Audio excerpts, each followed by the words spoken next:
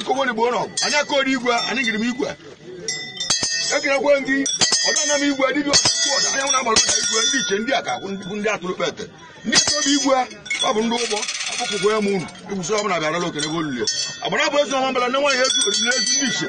Ndi aka atulu pete ezu, abuku go ya mu. Ibu so ba na ba lo kene go lule. Iko ni bono. Abukana mi igwe iwole nwa ko iwala ogbo mbike mala odana. Agiri igwe akpomoro ogbo nga nwa igbo igwe nkuka. Obi iyeli oba ogwu igwe ogwummu oke. Ko na akpọ nwa tibe na ezu oka arịla tutu nga dị n'igwe awụla eli anya. Jụrụ kere ibe nyela anyị ike gwa na anụnụ bụ ọra mmụọ nyela anyị ike. Adọghị n'ọbụla bụ echọla anyị okwu bụ n'ụbụ ọra mmụọ ka ọ chọrọ okwu. Ọra mmụọ na anyị eti etiti ya ngotu. Anyị eti etiti ya ndụ. Ụbọchị na 2021 ya amarịla anyị o.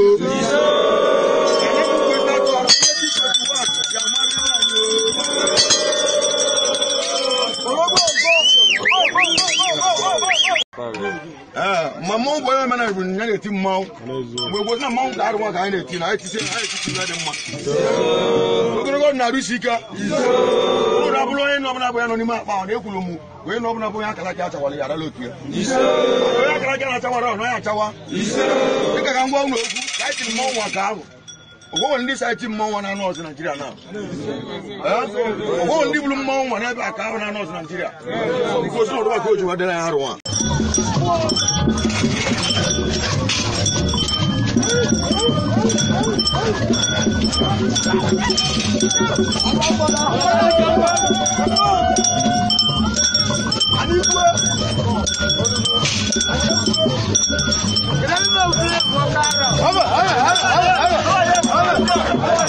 Please subscribe to this channel.